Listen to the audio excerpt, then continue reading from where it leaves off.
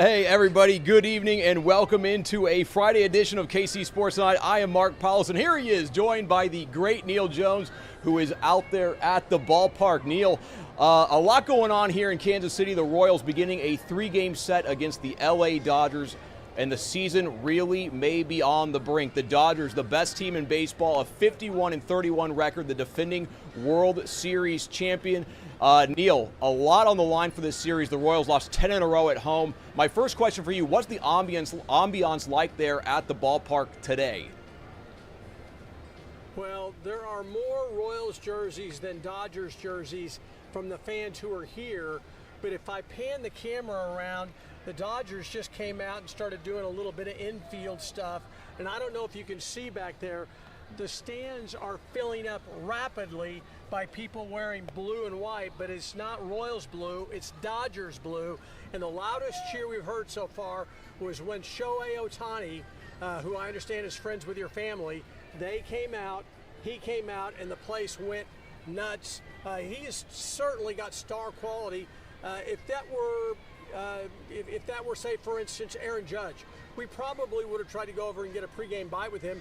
But Shohei, who understands some English, does not speak English. He doesn't try to speak English. If you ask him a question and they say he understands it, and he'll nod yes or no or whatever, and then he'll say something in Japanese to his interpreter, who will then give it to you. So as a result, we didn't do that. But I would have liked to have heard what he thinks about coming in here. This is his first trip to Kansas City with the Dodgers, so it's interesting. See, I thought your degree from Oklahoma came with, I thought you were fluent in Japanese at this point with all the great studies that you have down there. So 3 good starters, though, this weekend on the mound for the Royals today. St. Joe's Noah Cameron, then tomorrow, Seth Lugo. He's going up against Shohei Ohtani in a game that really will be must-watch TV for all Kansas City sports fans. And then on Sunday, Chris Bubich is going to toe the rubber here for Kansas City. But they are going to need some good starting pitching out of this group because, as we said earlier, the Royals have lost 10 games in a row at home, but when you take a little bit of a deeper dive, it looks a little worse than that because in their last 20 games, they are 3-17 at Kauffman Stadium. They've lost 7 series in a row at Kauffman Stadium, and 5 of the last 8 home losses have been shutouts. Now, Neal, I know you were in the clubhouse earlier today. You talked to Bobby Witt Jr., you talked to manager Matt Quattrero. How are these guys feeling about the very clear and very obvious struggles at Kauffman Stadium?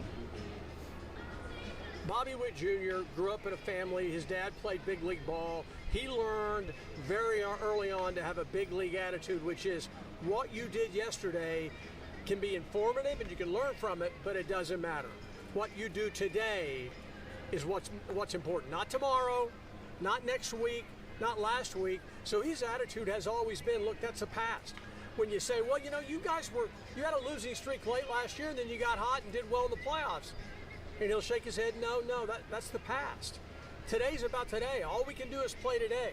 And when I talked to Matt Quattrero, I asked him, I said, have you ever had a team that turned on a dime, that wasn't good, and all of a sudden, boom, 1 or 2 guys start hitting, and then they got red hot? And I thought he'd say yes, but what he said was, we can't look at it that way. What we have to do is just play day to day, one day at a time. You can't hit 10 home runs in one day. You cannot raise your batting average this time of year by 20 points in one game. You do it over a week or 2 weeks. And so I think his whole thing is, I don't want to get too high when we're winning, and I don't want to get too low when we're losing. The season is too long for that. And especially with this 3-game set here against the Dodgers to close out this 6-game homestand, I'm kind of interested to see how the team mentally responds to this poor stretch of baseball. Last night on the broadcast, it appeared when I was watching that Matt Quattrero was maybe a little testier than normal. I think Joel Goldberg even talked about how Q looked like he was a little short with some of the reporters today out there at the afternoon availability. It really looked like maybe they had flushed yesterday. They have moved on to today. But Neal, the 10-game home losing streak is the second longest in franchise history. I believe it's 1 short of the franchise record. Do you kind of get a sense that this team mentally it just has lost their confidence? I don't know about that. I will say this, it was a very quiet pregame clubhouse. There was one guy kind of, their closer, Estevez, was in the corner, and he was entertaining a bunch of the visiting Oriental Japanese media, showing them his collection of figurines in his locker. So he was laughing about that, having a good time. I don't think that's a bad thing sometimes, especially if you're a closer. You're not going to pitch till the last inning or two anyway, right? So he doesn't have to be ready at 7:10 p.m. or whenever first pitch is. He plays, his game will happen about 2 hours after that. But I don't think it's a bad thing to be loose. I don't think it does much good to put too much pressure on you. This Royals team is so power deficient. They have a problem scoring runs, but beyond that, they have a problem hitting home runs. They especially have had problems hitting home runs at their home ballpark, Kauffman Stadium. They've got like 52 or 56 home runs, something like that, on the entire year as a team. The Dodgers have 126 home runs as a team. They lead all of baseball. The home run can be a great equalizer. You know, if we only got 5 hits, but 4 of them were homers, or 3 of them were homers with guys on base, and we won 8-2. It just makes things easier on you rather than having to go base to base, single, single, single to get a run. And so I think that that's a problem. But I think one thing we need to, you've talked about pitching.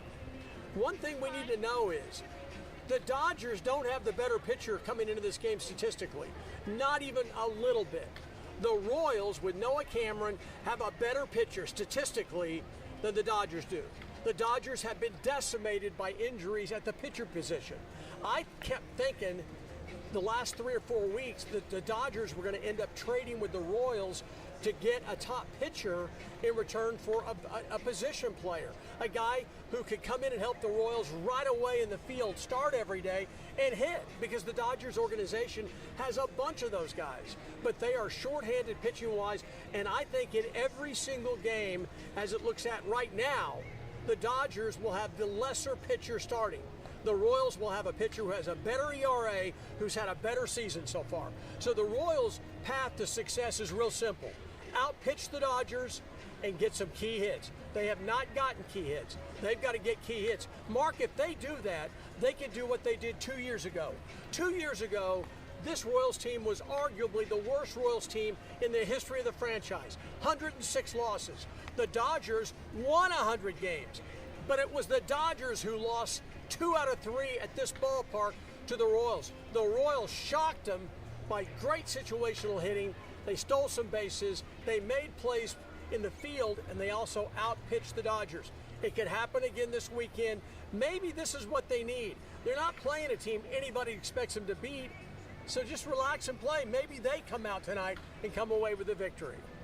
Yeah, given some numbers and some of the things that Neal was saying there, the situational hitting really has been the big difference this year for the Royals. Last year, the team was number 2 in all of Major League Baseball batting average, runners in scoring position. This year, that team second to last. Neal also talked about the lack of power here from the Kansas City Royals. Through 81 games, the Royals have hit just 56 homers, which is dead last in the American League. And to make matters worse, they've only hit 13 homers at Kauffman Stadium, which is by far the fewest of any home team in Major League Baseball. So that offense really struggling at Kauffman Stadium. So here we are through 81 games. The Royals 38-43, which is a 76 win, 86 loss pace. But one thing we really need to talk about, through 40 games, the Royals were 24-16. That means they are 14-27 since then. Here we go. We're going to see if they can close the series, the homestand, out with a good 3-game set against the Dodgers. But moving on, Neal this morning was actually out at Sporting Kansas City's practice facility out there. Oh, no. What do you got here? What do you got, Neal? Mark, there's one thing I would like to say. We were talking, I've heard you on the air about this, and you mentioned it coming to me. I think there is one, look, it's a bad time for the Royals. I'm not arguing that. But I believe nowadays bad teams can get well quickly at the trade deadline. And maybe that means they do what Detroit did last year, and that is they sell off some pieces that other teams want, and they get some stuff in return, and it ended up coming together for Detroit last year. They were selling at the trade deadline, and they ended up making the playoffs. So it's not like all is lost. All would be lost if they had gone out and bought some rental players, and we were talking about a losing streak in late August into September, when the Royals have put all their cards and all their chips in the middle of the table, and they were having problems. They're not in that position. This is early enough in the season. They can be a buyer and bring in a bat, if they start to show that they can play a little better, or they can cash it in and get some guys back in return that can help them next year to try to win this team. I don't think they're going to be sellers. We've talked about it with this ballpark issue, with the stadium issue hanging in the background for the Royals. I don't think the ownership group is willing to sell this team short. I think they're going to go to the end with this group. But this is not make or break. It's a long season. They just at the halfway point, I believe, yesterday. So the bottom line is there's plenty of time. If they're going to play good baseball, there's plenty of time to do it. Hey, and the Royals are just 3.5 games out of that second wild card spot. And speaking of those the Detroit Tigers, earlier in this show, I was talking about how the LA Dodgers are tied for the best record in baseball. They are tied with the Detroit Tigers, who were sellers last year at the trade deadline. Now, moving on, earlier today, Neal Jones was out there in Kansas City, Kansas, at the Sporting KC practice facility because there was a very special day as they are set to honor Matt Besler this weekend. He's going to get his name put up on the wall at Children's Mercy Park as one of the Sporting KC legends. Now, Neal, I know you're out there today. You talked to Besler one-on-one. How was he today, and then kind of how special is what's going to happen this weekend? I'll tell you what, over the time I've interviewed him, Mark, I don't know that there's ever been an athlete who got better at interviews. It's true, though, that the first time I interviewed him, he was 9 years old, and now he's 38. So maybe that has something to do with it. He is always, as you saw his interview, he's unbelievable. Everybody out there is great. Daniel Shalhoub's a great interview. Kerry Zavagnan's a great interview. Had some interesting stories. But Matt Besler's always been a lot deeper than just a jock. He was never just a jock. He had great grades in high school at Blue Valley West. He had great grades in college at Notre Dame. And he is a special guy. He has been an asset to this community after he played, because he's so involved with things in the community. I don't know anybody that doesn't respect him, and I'm not just talking about soccer people. I'm talking about people in the community. He's a special guy. It was wonderful talking to him, and it could not happen to a better guy than this. And it's really cool to see. I mean, he's a kid that grew up in Overland Park, Kansas. As Neal said, he went to Blue Valley West, and he's become the greatest soccer player in Kansas City history. He was the first Kansan to represent the state of Kansas at the World Cup. I mean, it's been very, very cool to see him blossom into the person he's become. And one thing I thought was actually very interesting today, and we're going to actually hear this tonight coming up at 6 o'clock, but he was talking about what it meant to him to play in his hometown. He was speaking about one of his very first games. He looked out into the second row, and he saw his kindergarten teacher, and he talked about how special it is as a player to be able to have those moments to represent that club, to represent also that city, and then kind of look around. And he's like, I was seeing all these people from all phases of my life here supporting him. So Matt Besler going to be very cool. Also, I thought it was cool because, I mean, he's a guy, he's won a championship, he's played at the World Cup. There's like a great video of him kind of shutting down Cristiano Ronaldo, and they asked him what this moment meant to him, and the permanence of him having his name up there on the wall really meant a lot to him. Neal, what do you think his name going up on the wall, Sporting KC, they paint the numbers, they do all that stuff, his name going on the wall as a Kansas City kid, what do you think that means to him? He says that that's the biggest part of this. He said, look, it's one thing to get awards and get a trophy or something. This will be in the stadium for as long as there is a team here. And he said, that's neat for us to see our name up there. I think he's talking about his wife, his mom, his dad. His mom and dad enjoyed every moment of this run. I remember talking to his mom right before they left to go to Brazil for the World Cup, and she talked about the excitement that she could see in her son's eyes and the excitement she was feeling, along with trepidation of going down to Brazil for this major event. You had to go all over the country to see matches. But it's a neat family, and of course they have 3 children. They're all really little, and so I think that this will mean a lot. Now, he wrote a book. He did a great book, kind of on his career, on his time as a soccer player, on his involvement in Kansas City organizations. A great book that I loaned to Jim Marchione, the former assistant athletics director for KU, and also a longtime NCAA guy, because his son played soccer with Matt Besler and Seth Sanovic when they were all like 8 and 9 years old. And I did a story on their team at that time, and he's the one that tipped me off years later. Hey, when you did that story on those little 8 and 9 year olds and my son's team, yeah, I remember that. Well, Matt Besler and Seth Sanovic were on that team. So when that book came out, Besler was nice enough to give me a copy, and I did a TV story on it. And I called Jim and I said, Jim, I'm I need to bring this. You need to see this. It's got pictures from when he was little. Maybe your son's in there. So I took it to Jim, and Jim kept it and moved away. So I don't have the book anymore. I wanted to cry. But this is a special guy, and I'm so lucky to have felt like I had a chance to cover his career. It really was neat. Yeah, really cool to see that. Sporting KC playing their second match of the week tomorrow out there at Children's Mercy Park with going in with a winning streak yesterday, or what was that, Wednesday they had the big stoppage time win against Charlotte. Cool to see that. Now we have one last topic to talk about today, and it's a little bit of football. Today I saw Jalen Daniels was down there at the Manning Passing Academy. We also saw earlier this week Avery Johnson was hanging out with John Gruden of Barstool Sports. Neal, I know we're still here in June, but that college football calendar is always churning. I just want to ask you, are you excited for some college football? And then let's talk a little Jalen Daniels and Avery Johnson. What do you think is going to happen? Let's get a little season prediction out of you on both of those young men. My question will be the same question it's always been since I came up here in 1993. Which of our three local schools will have the best quarterback? It's almost always a really interesting riddle or question. Missouri's is going to either have a long-time backup who was hurt last year. Either he'll be their quarterback, or it's going to be the transfer from Penn State, who by all accounts can execute the passing game, but is also a great runner. Has Avery Johnson taken a step forward where he can execute the passing game better, where he can put a team on his shoulders and carry him? We expected that last year, but it was just his first year as a starter. So will he be able to do that at K-State? And if need be, with the game's on the line, can he just take the ball in his hands and win the game? Because I think K-State's going to need that one or two times. They're going to need their quarterback to win a game. Can he do it? And then at Kansas, Jalen Daniels, when he's good, is as good as anybody.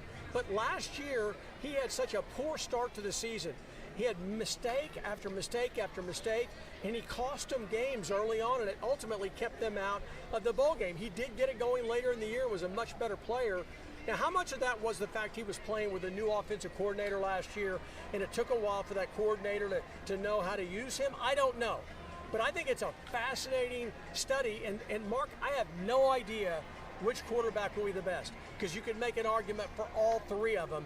That's what makes college football so exciting. We're going to get a chance to see Kansas play at Missouri. We're going to see a chance to see Kansas State play at Kansas. So it ought to be a very exciting year this year.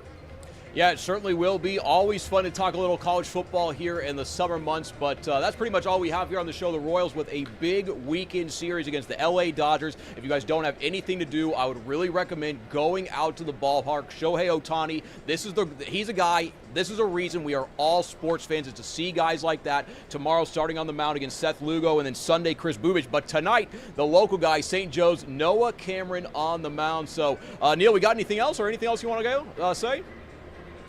No, I'm excited.